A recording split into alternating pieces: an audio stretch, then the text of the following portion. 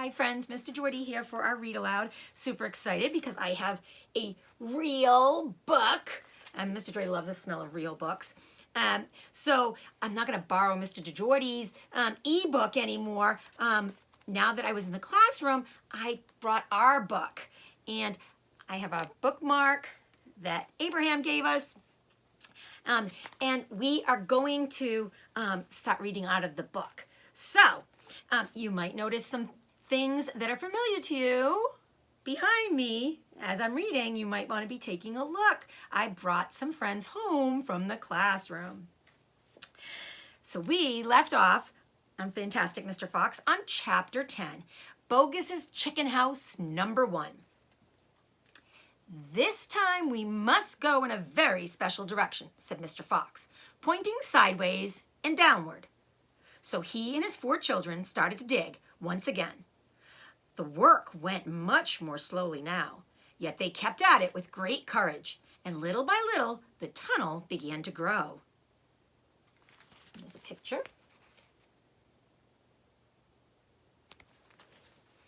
Dad, I wish you would tell us where we are going, said one of the children.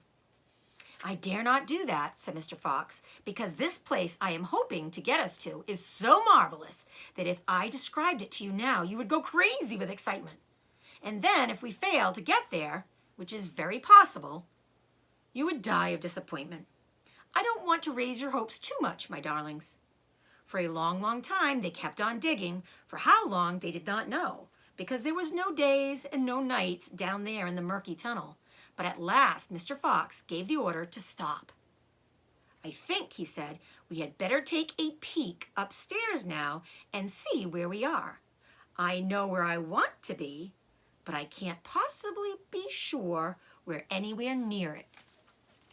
So there they are, getting ready to dig upwards now. I wonder where they're going. Slowly, wearily, the foxes began to slope the tunnel up towards the surface. Up and up it went, until suddenly they came to something hard above their heads, and they couldn't go up any further. Mr. Fox reached out to examine this hard thing. It's wood, he whispered. Wooden planks. What does that mean, Dad? It means, unless I am very much mistaken, that we are right underneath somebody's house, whispered Mr. Fox. Be very quiet now while I take a peek. He's opening up the floorboard. He's peeking up. Carefully, Mr. Fox began pushing up one of the floorboards. The board creaked most terribly, and they all ducked down, waiting for something awful to happen. Nothing did.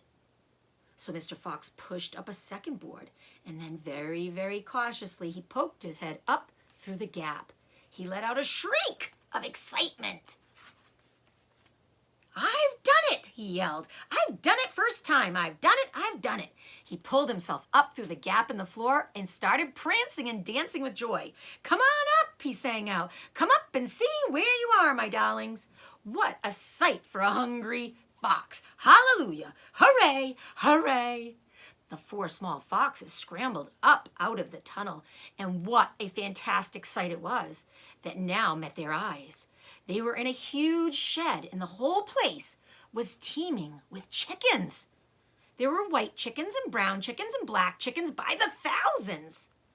Boggis' chicken house number 1, cried Mr. Fox.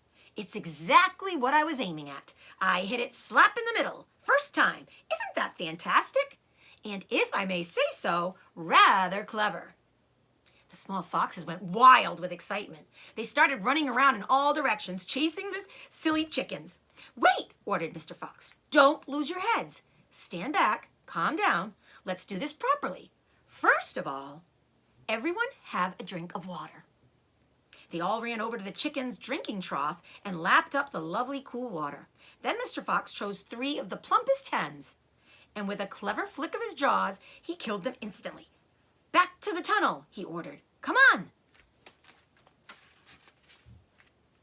There they are.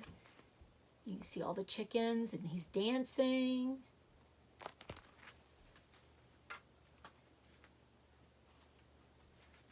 Come on now.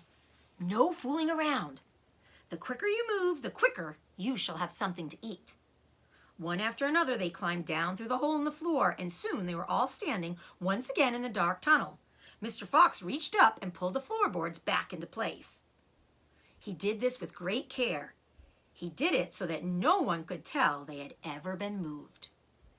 "My son," he said, giving the 3 plump hens to the biggest of his 4 small children, "run back with these to your mother.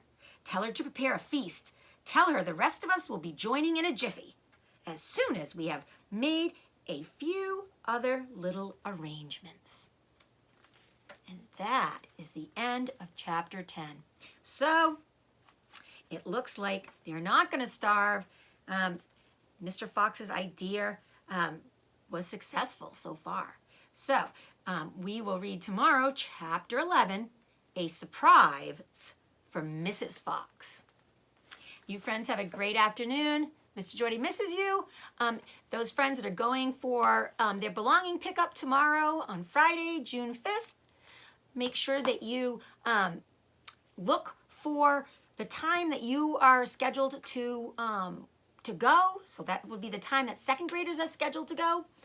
Also, if you have siblings, then you are going to go with the youngest time. So if it's you and you have a 4th grade brother or sister, then you're going at 2nd grade time. So Mr. DeJordy put a little end of the year present in there for you, and I will see you soon. Bye-bye, friends.